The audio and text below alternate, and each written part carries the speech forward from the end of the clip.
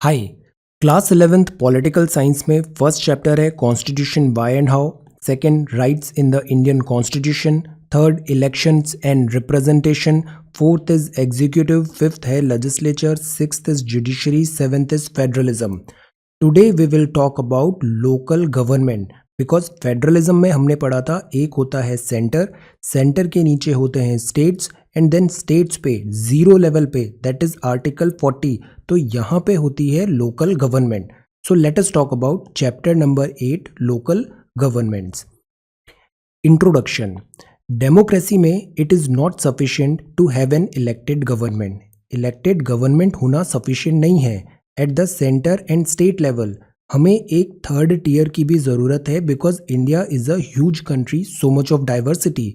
It is also necessary that even at the local level there should be an elected government। तो local level पे भी एक elected government होना ज़रूरी है और वो look after करेगी local affairs को। So in this chapter you will study the structure of local government। local government का structure कैसा होता है। You will also study the importance of the local government and ways to give them independent power। After studying this chapter you will know कि क्यों इतना ज़रूरी है local government bodies का होना। हमारे कॉन्स्टिट्यूशन में 73rd एंड 74th अमेंडमेंट ने local constitutional body government bodies को कॉन्स्टिट्यूशनल स्टेटस दिया है। Functions and responsibilities of the local government bodies क्या होगा, तो ये 73rd एंड 74th अमेंडमेंट ने कॉन्स्टिट्यूशन में इन लोकल गवर्नमेंट के बारे में मेंशन किया। इससे पूरे कंट्री में एक यूनिफॉर्मिटी आ गई और इनका वेटेज इंक्रीज हुआ। गुड गवर्नेंस के लिए ये काफ़ी नेसेसरी स्टेप था। So let us talk about chapter number 8 local government. Why local government. पहला सवाल उठता है कि क्यों लोकल गवर्नमेंट की ज़रूरत है। For example Geeta Rathore belongs to gram panchayat Sehore district Madhya Pradesh. ये सरपंच है 1995 में एक रिजर्व सीट से। 2000 में village people rewarded her for admirable work electing her again. अच्छा काम किया, फिर से चुनाव जीते। This time from a non-reserved seat. From a housewife, Geeta has grown into a leader displaying political far-sightedness. Harness किया है कलेक्टिव एनर्जी पंचायत का, रिनोवेट किया वाटर टैंक को, बिल्ड किए स्कूल्स, कंस्ट्रक्ट किया विलेज रोड को, फाइट हुआ against domestic violence, atrocities against women, create हुआ एनवायरमेंटल अवेयरनेस, एनकरेज हुआ अफॉरेस्टेशन, वाटर मैनेजमेंट अपने विलेज में। Such a good leader. Panchayati Raj update volume 2004 में ये मेंशन है। एक दूसरा स्टोरी देखते हैं। अनदर विमेन अचीवर है। She was the president of a gram panchayat of this village in Tamil Nadu. 1997 में तमिलनाडु गवर्नमेंट ने अलॉट किया 2 हेक्टेयर लैंड 71 गवर्नमेंट एम्प्लॉयज़ को। ये piece of land fell within the vicinity of this gram panchayat. Instruction आए higher authority के district collector के कि president of gram panchayat को पास करना पड़ेगा एक रिजोल्यूशन, एंडोर्स करना पड़ेगा वो अलॉटमेंट जो ज़मीन है उसका जो ऑलरेडी डिसाइडेड है for the purpose already decided. President और ग्राम पंचायत ने मना कर दिया ऐसा करने से। कलेक्टर ने इशू किया order to acquire the land. Gram panchayat filed a writ petition in Madras high court against the collector's action. Single जज बेंच ऑफ हाई कोर्ट ने अपहेल्ड किया कलेक्टर का ऑर्डर, रूल किया there was no need to take the panchayat consent. Panchayat ने appeal किया division bench का against the single जज order. In its order division bench ने रिजर्व किया ऑर्डर सिंगल जज का। जज ने हेल्ड किया government order amounted to not only infringement of the power of the panchayat but एक ग्रॉस वायलेशन हुआ है constitutional status of the panchayat का। तो एक तरफ ये जो सरकारी एडमिनिस्ट्रेशन मशीनरी कलेक्टर ऑर्डर आया और यहाँ पे पंचायत के राइट्स आए। फाइनली कोर्ट ने ये अग्री किया कि पंचायत के राइट्स का यहाँ पे इन्फ्रिंजमेंट हुआ है और इनको अपहोल्ड करना ज़रूरी है। ये लिखा है पंचायती राज अपडेट वॉल्यूम दिस जून 2005 में। तो ये दोनों एग्जाम्पल क्या बताते हैं, ये सक्सेस स्टोरी बताते हैं पंचायती राज सिस्टम की। Both these stories are not isolated incidents. ये आइसोलेटेड नहीं है, they are representative of a larger transformation, और वो भी वो ट्रांसफॉर्मेशन जो ग्रास रूट लेवल पे हो रहा है, that is taking place across India, especially after constitutional status accord हुआ लोकल गवर्नमेंट इंस्टीट्यूशन का 1993, अगर ये कॉन्स्टिट्यूशनल स्टेटस नहीं मिला होता तो यहाँ पे कोर्ट ये डिसीजन नहीं ले पाती। कोर्ट हमें पता है गार्डियन दिस कॉन्स्टिट्यूशन होती है, सो कस्टोडियन ऑफ द कॉन्स्टिट्यूशन होती है। So that is why court ने इस कॉन्स्टिट्यूशनल स्टेटस को अपहेल्ड किया पंचायती राज सिस्टम का और इनके राइट्स फिर इंश्योर किए। This tells why it is very important to provide this constitution जो 1993 में इनको स्टेटस दिया गया, और पंचायती राज इंस्टीट्यूशन भी क्यों इतना इंपॉर्टेंट है। But aren't these cases of male members of the village panchayat harassing the women, sarpanch in some places? Why are men not happy when women assume position of responsibility? Now this is again a question. Local government is government at the village and district level. तो local government क्या होती है? जो village level पे है और जो district level पे है, जिला और गांव लेवल पे। Local government is about the government closest to common people. तो राज्य तो ऊपर है, राज्य मतलब राजधानी में होगा उसका कार्यालय, बट जो लोकल गवर्नमेंट है वो हर जिले पे है, हर गांव में है। तो ज़्यादा connection, closer connection with the people किसके पास हुआ? इसके पास हुआ, लोकल गवर्नमेंट के पास हुआ। Local government is about government that involves the day to day life and problems of ordinary citizens. तो ये डे टू डे लाइफ को ज़्यादा अच्छे से प्रॉब्लम्स को एड्रेस कर पाती है। लोकल गवर्नमेंट बिलीव करती है लोकल नॉलेज, लोकल इंटरेस्ट ये एसेंशियल इंग्रेडिएंट्स हैं फॉर डेमोक्रेटिक डिसीजन मेकिंग, और दैट इज़ वाई यहाँ पे गुड गवर्नेंस होता है। They are also necessary for efficient and people friendly administration के लिए, नेसेसरी और साथ ही साथ पीपल फ्रेंडली एडमिनिस्ट्रेशन भी है। एडवांटेज क्या होता है लोकल गवर्नमेंट का? That is so near to the people. आप डायरेक्टली अपने सरपंच से मिल सकते हैं, बट डायरेक्टली चीफ मिनिस्टर से मिलना डिफिकल्ट है। सो इससे क्लोजर टाई अप हो जाते हैं पीपल पे और जो उनको गवर्न कर रहे हैं। It is convenient for the people to approach the local government for solving their problem quickly, और कॉस्ट भी कम है, बिकॉज कॉस्ट भी एक फैक्टर होता है। राज्य में जाना है, राजधानी जाना है, एक दूर गांव का कोई पर्सन राजधानी कैसे जाएगा? तो इसमें मिनिमम कॉस्ट भी है। गांव में कन्वीनियंट है, कम कॉस्ट में इनको बेटर गवर्नेंस प्रोवाइड हो सकती है। In the story of Geeta Rathore, we notice that she was able to bring about a significant change in this because of her proactive role as Sarpanch of the Gram Panchayat. तो proactive role होना, that is why so important. Leaders should be proactive. तो what to do with it because of the relentless efforts of his Gram Panchayat president and members. तो यहाँ इतने सारे काम हुए। Similarly ये तमिलनाडु के विलेज में भी able to still retain its land and the right to decide to do because इनके leadership अच्छी थी वहाँ पे। So local government can be very effective in protecting the local interest of the people. So now we have set this platform. We are now in agreement कि local government 0 level पे Article 40 बहुत ज़रूरी है। तो democracy is about meaningful participation, ये तो fact है। Democracy वो अच्छी होती है जहाँ पे मीनिंगफुल पार्टिसिपेशन होता है। So it is also about accountability. जो लीडर्स हैं, जो रेस्पॉन्सिबिलिटी ले रहे हैं, उनकी अकाउंटेबिलिटी ज़रूरी होती है। Strong and vibrant local government ensure करती है कि एक्टिव पार्टिसिपेशन भी है और पर्पसफुल अकाउंटेबिलिटी है। Very good words, active participation and purposeful accountability. Geeta Rathore's story is one of committed participation. Tamil Nadu Gram relentless effort to secure its right over the own land example है mission to ensure accountability. इस level of local government पे common citizens भी involve होते हैं decision making में। Collective decision making है, सबका view point पूछा गया है concerning their lives, needs and above all their development. तो डेमोक्रेसी का ये बहुत अच्छा एग्जाम्पल है। It is necessary that in a democracy task which can be perform locally, जो काम लोकली हो सकते हैं, should be left in the hands of local people only and their representative. For example COVID में हम क्या बात कर रहे हैं, टॉप टू बॉटम अप्रोच के बजाय हमें डिसेंट्रलाइज करना चाहिए हेल्थ केयर का एंड डिसीजन मेकिंग का। नेशन वाइड लॉकडाउन के बजाय हम इंडिविजुअल स्पॉट्स में लोकल गवर्नमेंट डिसाइड करे कि वहाँ पे लॉकडाउन लगाना है या नहीं। तो decentralisation of power is important. Common people क्योंकि ज़्यादा फैमिलियर होते हैं लोकल गवर्नमेंट से then with the government at the state और national level, so they are also more concern with what local government does failed to do as it has a direct bearing and impact on their day to day life. तो strengthen करना local government को is like strengthening democratic process. So अब हम दो चीज़ पे agreement है, local government 40 zero level पे होना चाहिए और इस लोकल गवर्नमेंट को स्ट्रेंथन करना ज़रूरी है ताकि डेमोक्रेटिक प्रोसेस हमारी वाइब्रेंट और स्ट्रेंथन रहे। Check your progress, how does local government strengthen democracy. See, ये सारे व्यू पॉइंट्स देखे हमने। In the example given below, what do you think the government of Tamil Nadu should have done? See, answer this question. Now growth of local government in India का हम history देखते हैं। Let us now discuss how local government has grown in India और what our constitution say about it. ये माना जाता है, it is believe that self governing village community exist हुई है।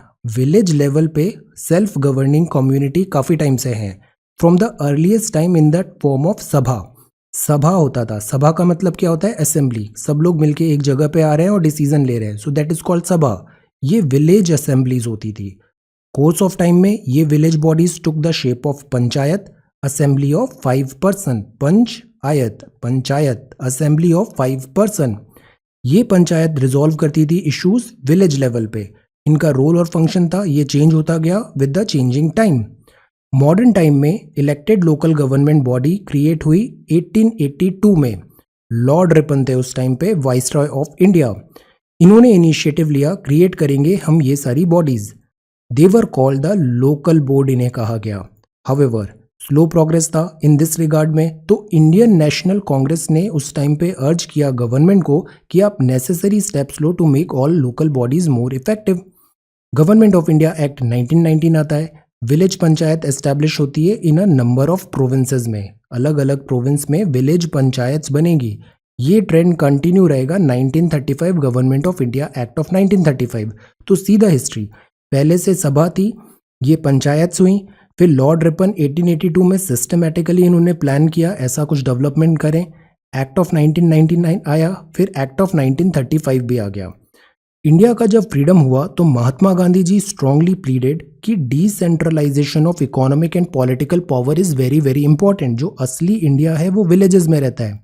He believed that strengthening the village panchayat was a means of effective decentralization. तो villages को empower करना जरूरी है। All development initiatives must have locals का involvement होना चाहिए। Localization is important. Now, I don't know about the past, but I suspect that a non-elected village panchayat would naturally be dominated by the village elders, rich and men from upper strata. तो ये भी एक बहुत बड़ा challenge था। Constitution इसका भी ध्यान रखेगा आगे। नाउ पंचायत जो थी therefore were looked upon as instrument of decentralisation. Decentralisation, centre है और इधर की पावर डाइवर्ट हुई है, डाइल्यूट हुई है और ये डिवॉल्व हुई है। So that is called this decentralisation. Participatory democracy है, ग्रास रूट डेमोक्रेसी है। National movement was concern about the enormous concentration of power in the hands of governor general sitting at Delhi. तो ये पावर का devolution होना जरूरी था and that's what it happened. Our leaders independence का मतलब होता है assurance that they will be decentralisation of decision making होगा, एग्जीक्यूटिव एंड एडमिनिस्ट्रेटिव पावर होगा। तो इस बात पे वी वर वेरी क्लियर। यहाँ महात्मा गांधी जी ने कहा कि independence of India should mean, इसका सही मायने होना चाहिए कि independence of the whole of India है वो। Independence must begin at the bottom, ground level से स्टार्ट होना चाहिए। Every village will be a republic. It follows therefore that every village has to be self-sustained and capable of managing its affairs. This is a very good idea. इस structure में composed of innumerable villages होंगे. There will be ever widening, ever ascending circles होंगे. Life will be a pyramid with apex sustained by the bottom. Apex sustained by the bottom like this. सो इसको empower करना बहुत ज़रूरी है ground level पे, because they are so many और they are providing the base to form this government, to form our society. So Gandhi ji ने ये बात क्लियर कर दिया। कॉन्स्टिट्यूशन जब प्रिपेयर हुआ तो subject of local government assign to the states था। ये मेंशन था कि directive principles one of the policy directives होंगे to all government in the country. हम जो चैप्टर 2 में रेड किया कि being a part of DPSP, ये जो प्रोविजन था कॉन्स्टिट्यूशन का नॉन जस्टिसिएबल था, because DPSP are not justiciable, ये नॉन जस्टिसिएबल है और एडवाइजरी है, इंस्ट्रूमेंट ऑफ इंस्ट्रक्शंस है। So it is felt that subject of local government including जैसे पंचायत है तो एडिक्वेट इंपॉर्टेंस नहीं मिला इन्हें कॉन्स्टिट्यूशन में। Do you know why this happen? A few reason can be advanced here. पहला, टर्मोइल था due to the partition resulted in a strong unitary inclination in the constitution. ये वो दौर था जब देश का विभाजन हुआ था, तो दैट इज वाई डिवाइसिव चीज़ें हम नहीं करना चाहते थे, हम सेंट्रलाइजिंग चीज़ें करना चाहते थे। यूनिटरी इंक्लिनेशन था। Nehru ji himself looked upon extreme localism as a threat to unity and integration of the nation. तो अभी प्रायोरिटी डिफरेंट थी। Secondly, there was a powerful voice in the Constituent Assembly led by Dr. B.R. Ambedkar which felt that faction and caste ridden nature of rural society में उस time पे काफ़ी challenges थे, तो वो caste ridden थी, faction थी, वहाँ पे different factions थे। तो इस सब के बैकड्रॉप में ये जो पंचायती राज का सिस्टम था वो अपना पर्पस डिफीट कर देता, noble purpose of local government at the rural level. तो अभी रूरल उस टाइम पे रेडी नहीं था पंचायती राज सिस्टम के लिए। However, nobody denied the importance of people's participation in development planning. Many members of the Constituent Assembly wanted village panchayat to be the basis of democracy. So they were in agreement, but they were concerned about factionalism. उनको डर था factionalism का and many other ills present in the villages. So यहाँ पे अयंगर साहब ने कहा कि in the interest of democracy, the villages may be trained in the art of self-government. Even autonomy भी देंगे. We must be able to reform the government. Reform is important. Introduce करें democratic principles of government there. तो this was the situation back in 1947. Local government in independent India फिर gradually ऐसे evolve होंगी। Local government जो होंगी उनको Philip मिलेगा 73rd and 74th constitution amendment acts के बाद। But even before that, some efforts in the direction of developing local government bodies had already taken place. तो ये all of a sudden नहीं हुआ, इसकी भी एक प्रोसेस है, पूरा डिफरेंट कमिटीज आएंगी, रिपोर्ट्स आएंगे, देन फिर finally 73rd and 74th amendment आएगा। First in the line was the community development programme जो आया था 1952 में, CDP, कम्युनिटी डेवलपमेंट प्रोग्राम। ये सॉर्ट करता है to promote people's participation in local government in range of activity. Community की तरह उन्हें आइडेंटिफाई करना है और डेवलपमेंटल एक्टिविटीज़ में रोप इन करना है। इस बैकग्राउंड में 3 tier Panchayati Raj system of local government recommend हुआ रूरल एरिया में। कुछ स्टेट्स थे, सम स्टेट्स जैसे कि गुजरात और महाराष्ट्र, इन्होंने अडॉप्ट किया system of elected local body 1960s में। But many states, those local bodies did not have enough power or functions to look after the local government. तो हमने डिसाइड तो कर लिया कि लोकल बॉडीज बनाएंगे, बट उनके पास ऐसा कुछ क्लियर कट फंक्शन दिए नहीं गए, उन्हें काम करने का अधिकार नहीं था, कार्य क्षेत्र नहीं था और पैसे का भी उनके पास पावर नहीं था। तो उनको अभी क्लियर कट डिमार्केशन नहीं हुआ पावर ट्रांसफर का। They were very much dependent on the state and central government for this financial assistance as well. Financial autonomy is missing. Many states did not think it necessary to establish local bodies. कई instances में local bodies were dissolved and the local government was handed over to the government officers. तो local bodies कई जगह work नहीं कर पाई, उनको dissolve कर दिया गया। Many states had indirect elections to most local body. कई जगह indirect elections है। In many states, elections to the local bodies were postponed from time to time. तो elections time पे नहीं हो रहे हैं, elections postpone हो रहे हैं, indirect elections हैं। So there are so many differences. Plus uniformity नहीं है different states में। इसमें फिर बलवंत राय मेहता साहब की कमेटी आएगी and so on। इस तरीके से ये धीरे धीरे इवॉल्व होगा और फिर हम आएंगे 73rd एंड 74th अमेंडमेंट की तरफ। So why are people afraid of factionalism at the village level when all the political parties and organization or even my class has factions? Groups, factions always so bad? एक बहुत बड़े diverse country में जो huge in size है और just after participation आया है, तो उस टाइम पे ये जो फैक्शन वाली टेंडेंसी थी इसको कर्ब करना ही हमारे लीडर्स को बेटर डिसीजन लगा। 1987 में थॉरो रिव्यू हुआ functioning of the local government institution का इनिशिएट हुआ। 1989 में पीके थोंगोन कमेटी आई, रिकमेंड किया constitutional recognition local government bodies का। कॉन्स्टिट्यूशनल अमेंडमेंट हुआ to provide for periodic elections time पे कराना है, वरना डेमोक्रेसी का पर्पस डिफीट हो जाता है। लोकल गवर्नमेंट इंस्टीट्यूशंस का एनलिस्टमेंट हो, एप्रोप्रिएट फंक्शंस उन्हें दी जाए, फंड्स दिए जाए, ये सब बातें हमने डिस्कस किया। और फिर हम आ रहे हैं अभी 73rd एंड 74th अमेंडमेंट की तरफ। प्रोग्रेस चेक करते हैं। Nehru ji and Ambedkar ji were not any very enthusiastic about local government body. इनका रीजन था फैक्शनलिज्म और इनका था बिकॉज विलेजेस अभी रेडी नहीं है। Did they have similar objections to local government? Answer this. What was the constitutional provision about local government before 1992? Which were the states that had established local government during the 60s and 70s? तो ये उस time का India है और इस तरीके से हम प्रोग्रेस कर रहे हैं पंचायती राज सिस्टम में। फिर हम आते हैं 73rd एंड 74th अमेंडमेंट की तरफ। 89 में सेंट्रल गवर्नमेंट ने इंट्रोड्यूस किया 2 constitutional amendments. These amendments aimed at strengthening local governments and ensuring एक एलिमेंट ऑफ यूनिफॉर्मिटी होना बहुत ज़रूरी है उनके स्ट्रक्चर में, फंक्शनिंग में अक्रॉस द कंट्री। यूनिफॉर्मिटी होना बहुत ज़रूरी है। कॉन्स्टिट्यूशन ऑफ ब्राज़ील देखें तो क्रिएट हुआ स्टेट्स, फेडरल डिस्ट्रिक्ट्स बने, म्युनिसिपल काउंसिल बने। Each of these is assigned independent power and jurisdiction. ये ब्राज़ील की बात है।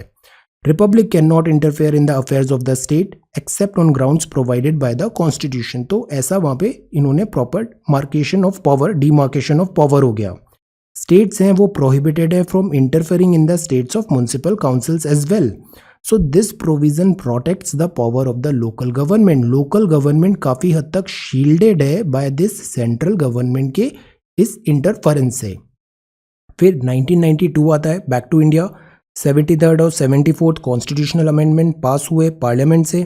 73rd amendment is about rural local government. 73rd amendment क्या है? Rural local government, Panchayati Raj, which are also known as Panchayati Raj institutions, PRI। और फिर पंचायत मतलब विलेज हुआ, विलेज के बाद आता है शहर, तो शहर आता है 73rd के बाद 74th। तो 74th अमेंडमेंट में मेड हुए provision relating to urban local bodies, Nagar Palika. तो ये 73rd and 74th amendment came into force in 1993। We have noticed earlier कि जो लोकल गवर्नमेंट है ये एक स्टेट सब्जेक्ट होता है, स्टेट का सब्जेक्ट है। फेडरलिज्म में हमने देखा 3 लिस्ट है, local list, state list, this federal, central list and this concurrent list. तो लोकल गवर्नमेंट स्टेट सब्जेक्ट में है। States are free to make their own laws on this subject, but once the constitution was amended, the state had to change their laws about local bodies in order to bring these in conformity with the amended constitution। अब जितने भी states हैं उनको changes करना पड़ा और ये जो लॉज हैं लोकल गवर्नमेंट के स्ट्रीमलाइन करना है, यूनिफॉर्मिटी आए ताकि 73rd एंड 74th अमेंडमेंट के accordingly. So they were given 1 year का टाइम, 1 साल का टाइम दिया उन्हें, नेसेसरी चेंजेस करें इस 93 के बाद रेस्पेक्टिव स्टेट लॉ में, और अपने सारे जितने भी स्टेट्स हैं वो अपने लोकल जो स्टेट के लॉज हैं रिगार्डिंग लोकल गवर्नमेंट उसको स्ट्रीमलाइन करे, सिंक करे 73rd एंड 74th अमेंडमेंट से। 93 के बाद +1 उनको 1 ईयर का टाइम मिला। 73rd अमेंडमेंट की बात करें तो late us now examine the changes brought about by the 73rd amendment in Panchayati Raj institution. अब हम इसको डिटेल में देखते हैं। If I understand this correctly, the center forced local government reforms on the states. Now this is funny.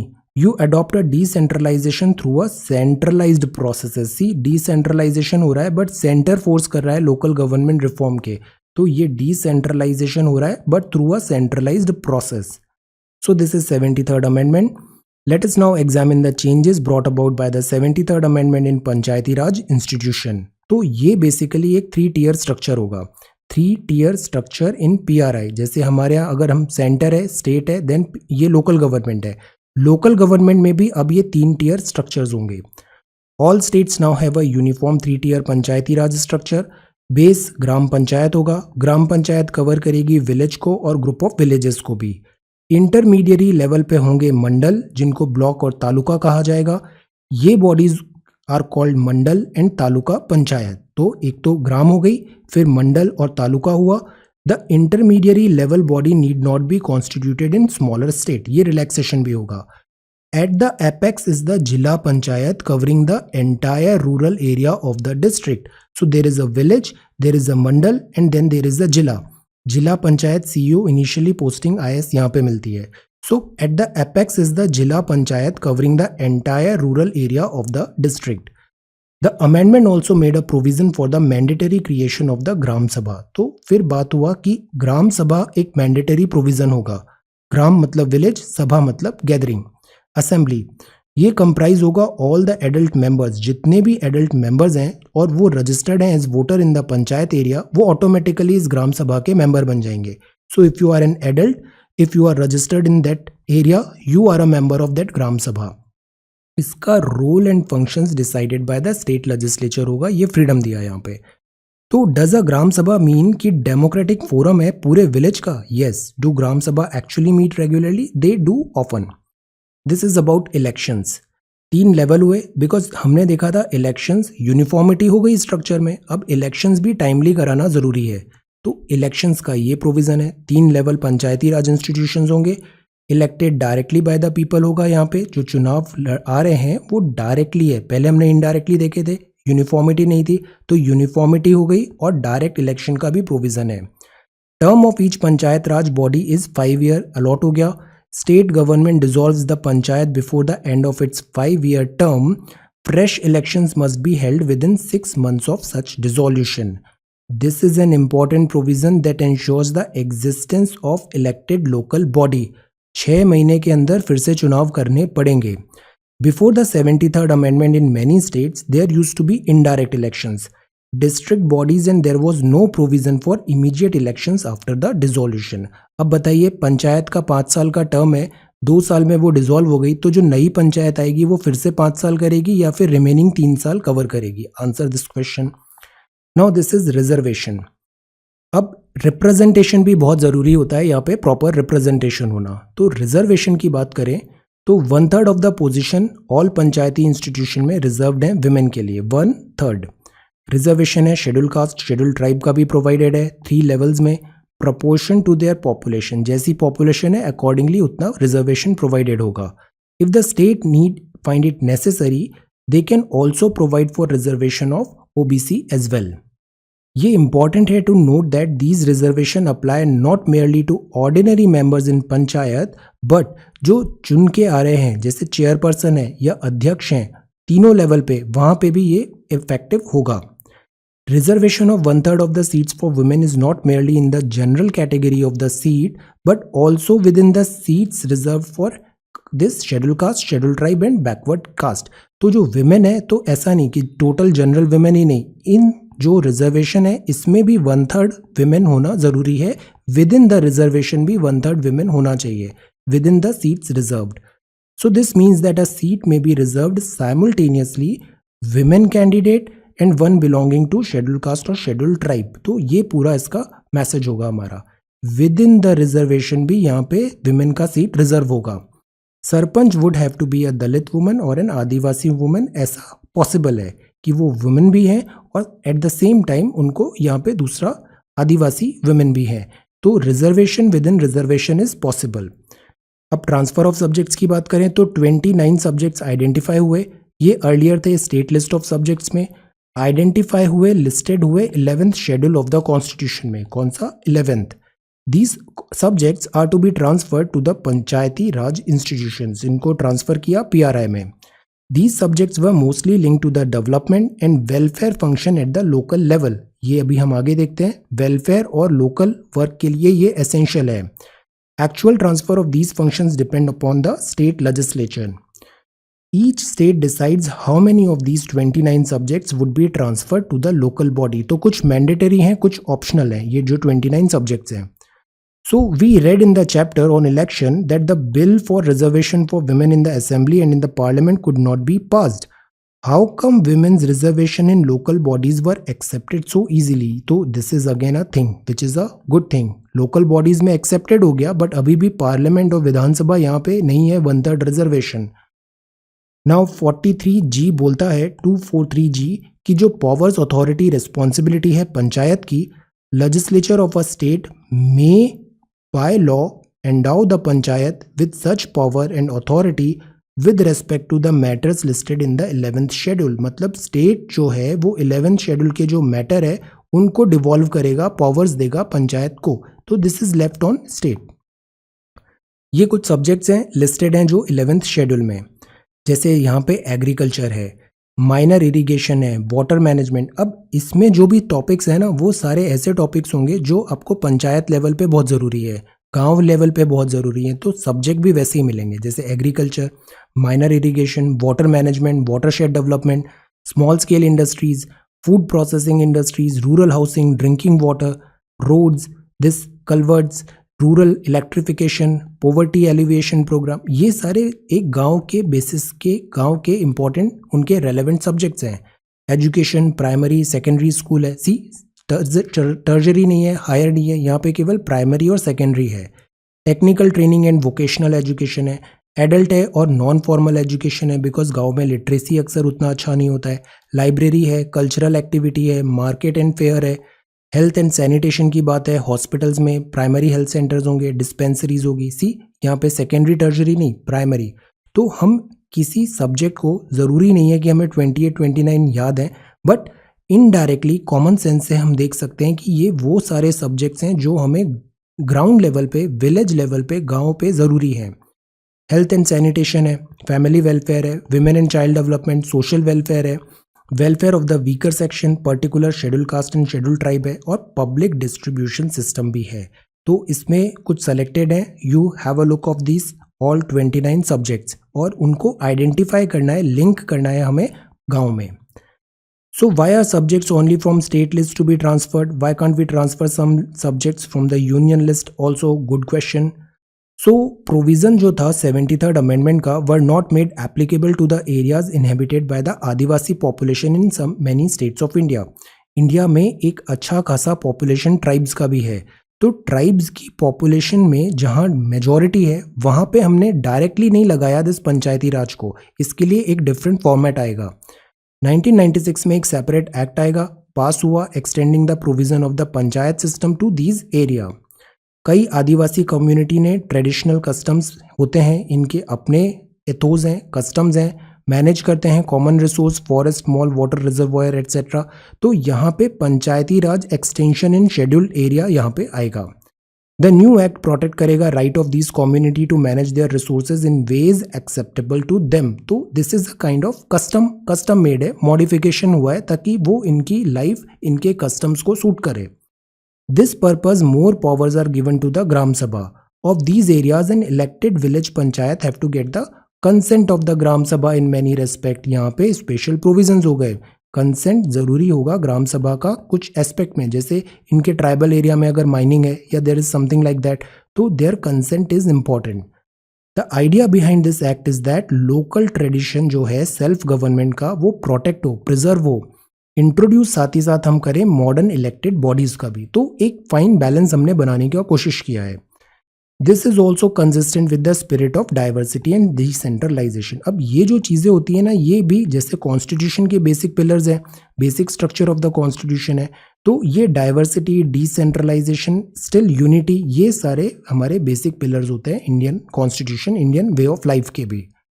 अब जैसे election commission था centre में, वो विधानसभा लेवल तक के चुनाव करा रहा था, बट लोकल लेवल के चुनाव नहीं कराएगा। लोकल लेवल के लिए हमें स्टेट इलेक्शन कमिश्नर बनाने पड़ेंगे। स्टेट गवर्नमेंट रिक्वायर्ड होगा to appoint a SEC who would be responsible for conducting elections to Panchayati Raj institution. ये पहले टास्क था perform by the state administration होता था, which was under the control of state government, but office of the state election commissioner अब एक autonomous है, like election commissioner of India. State election commission भी एक इंडिपेंडेंट ऑफिसर होते हैं, ये not linked to nor is this officer under the control of election commissioner of India. So that is a separate एक body बनाया है जो पंचायती राज और लोकल गवर्नमेंट, लोकल बॉडीज के इलेक्शन को सुपरवाइज करेंगे। तो ये तो था स्टेट इलेक्शन कमीशन। एक होता है फाइनेंस, बिकॉज फाइनेंस की भी रिक्वायरमेंट होगी, तो स्टेट गवर्नमेंट भी एक रिक्वायर्ड होगी कि आप एक SFC भी बनाओ 5 साल के लिए। कमीशन रिक्वायर एग्जामिन करेगा फाइनेंशियल पोजीशन लोकल गवर्नमेंट की अपने स्टेट पे, फाइनेंशियल पोजीशन लोकल गवर्नमेंट की। ये रिव्यू करेगा distribution of revenue between state and local government. तो जैसे फाइनेंस कमीशन जो सेंटर में होता है, ये डिवोल्यूशन बताता है ऐसे vertically and horizontally among 28 states की कितना फंड यहाँ पे डिवॉल्व होगा। सिमिलरली स्टेट फाइनेंस कमीशन होगा, वो डिवोल्यूशन करेगा fund from state to these third tier, that is local bodies. Rural and urban local government on the other, ऐसे transfer करेगा ये। This innovation ensure allocation of fund to the rural local government will not be a political matter. अpolitically यहाँ पे work होगा. Now तो ये तो था हमारा 73rd अमेंडमेंट. पहले विलेज आता है तो 73rd पहले आता है, तो 73rd इज विलेज. 73rd के बाद 74 आता है, विलेज के बाद आता है सिटी. तो 74th अमेंडमेंट फिर ये यहाँ पे है. मीनवाइल ये एक्टिविटी है, identify some of the power that your state government has delegated to panchayat in your particular state. Have a look. ये 74th अमेंडमेंट है. हमने मेंशन किया कि 74th अमेंडमेंट डील करता है अर्बन लोकल बॉडीज या नगर पालिका से.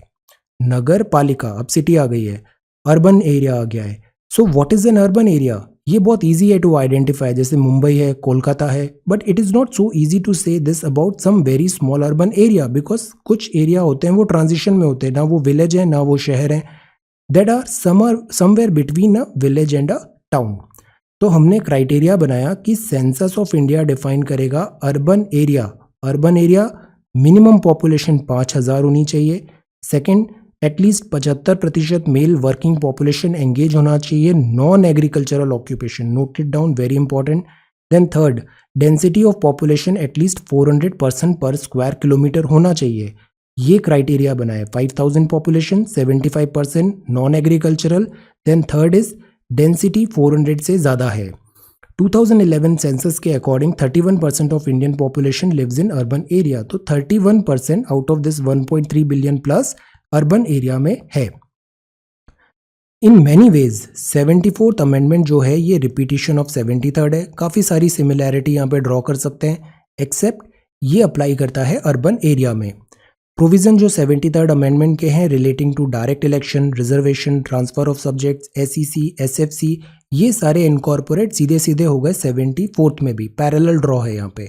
नगर पालिका में कॉन्स्टिट्यूशन ऑल्सो मैंडेट कि transfer of a list of function होगा from state government to urban local bodies भी. ये फंक्शंस लिस्टेड हैं 12th. तो 11th था दिस विलेज के लिए, 12th हो गया दिस सिटीज़ के लिए, नगर दिस इनके लिए, अर्बन लोकल बॉडीज़ के लिए. So can I hope that these urban local bodies will do something for better housing for the slum dwellers? They should, or at least provide them toilet. They must. Now this is implementation of 73rd and 74th amendment. तो policies तो हम बहुत अच्छी बनाते ही हैं, decisions भी अच्छे लेते हैं. बात आती है implementation की. All states have now passed a legislation to implement the provision of the 73rd and 74th amendment, which is a very good thing. 10 साल में since these amendments came into force 2004 तक most states have had at least 2 round of elections भी हो गए local body में. MP, Rajasthan, यहाँ पे 3 elections भी हो गए. तो which is a good thing, step in a right direction.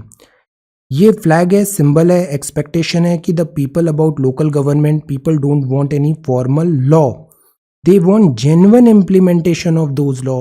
On this ground implement करना है. Write briefly what you think about this slogan. बताइए ये स्लोगन जो यहाँ लिखा है, that is what we are the government here in the village.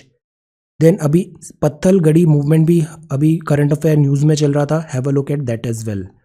India there are more than 600 जिला पंचायत हैं, 6000 ब्लॉक है, इंटरमीडियरी पंचायत हैं, इतने सारे ग्राम पंचायत हैं, सिटीज़ हैं, म्यूनसिपैलिटीज़ हैं, अर्बन बॉडीज़ हैं.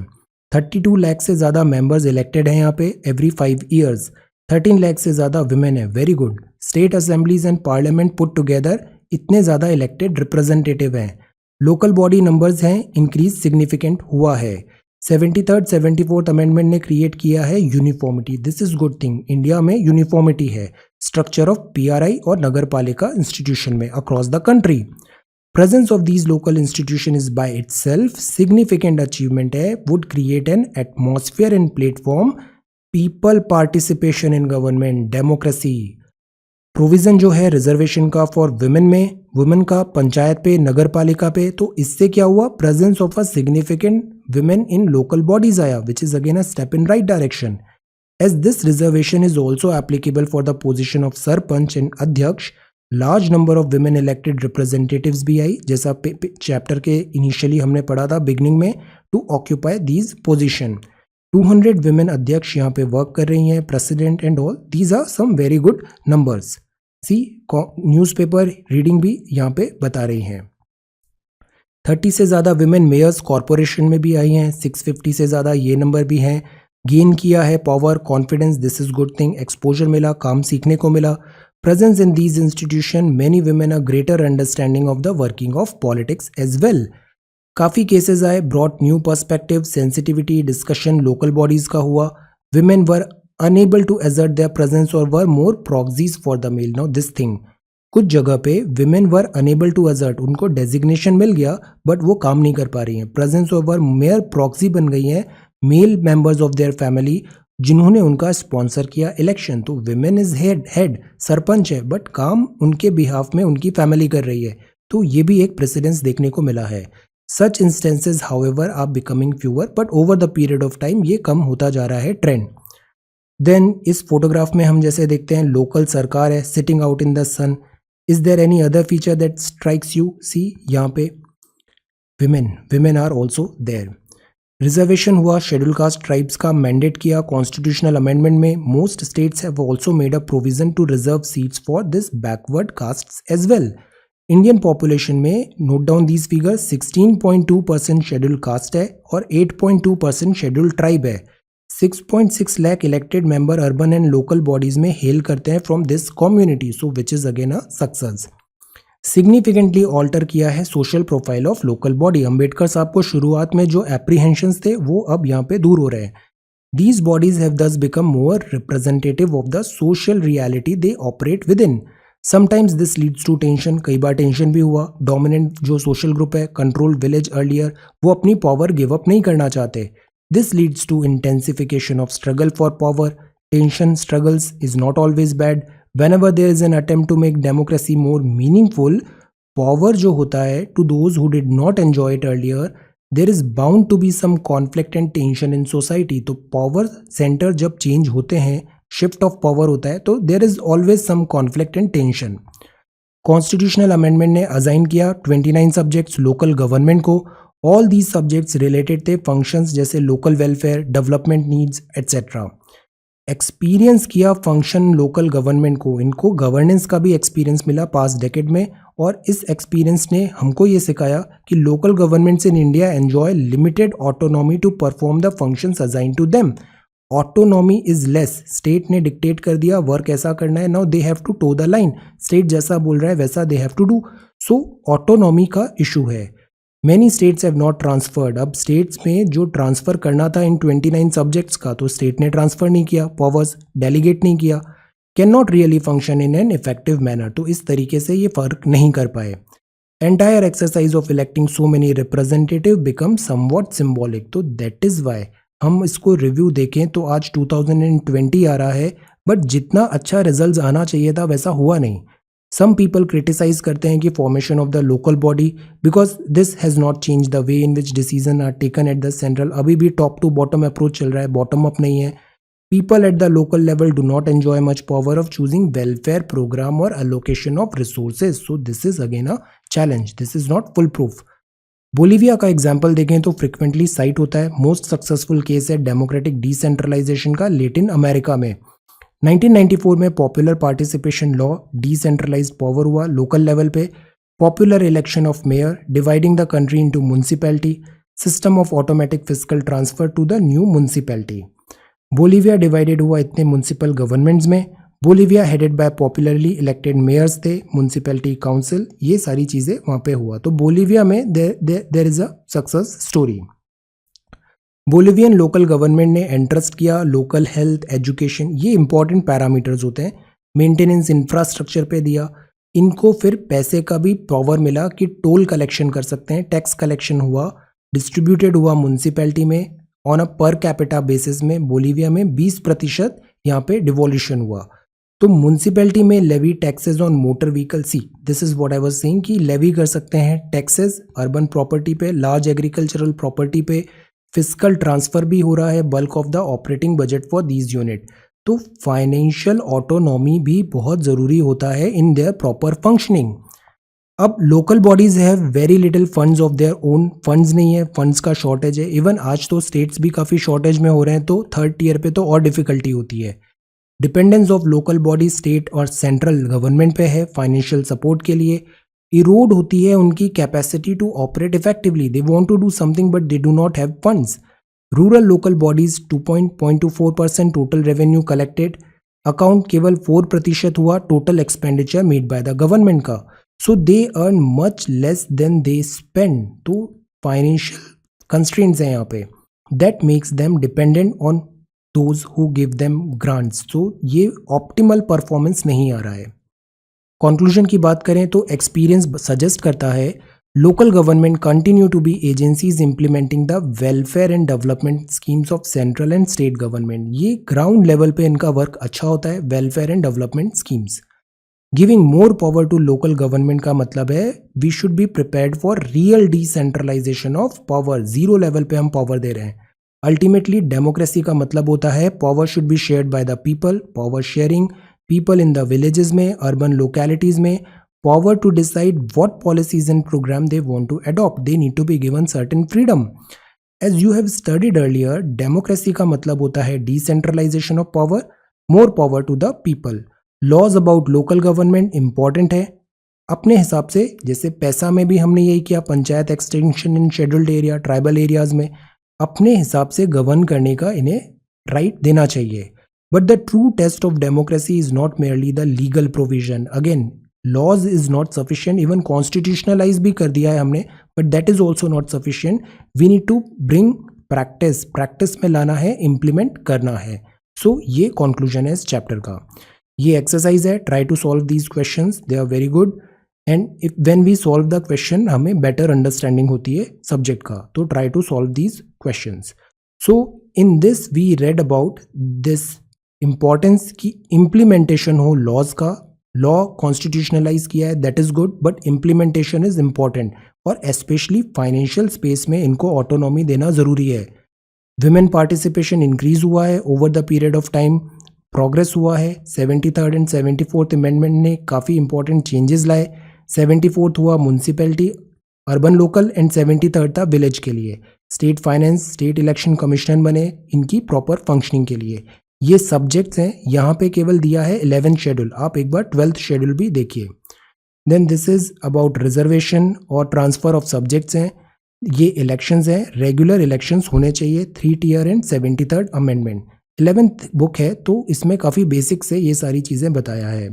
Local government in independent India, और this is about growth of local government in India.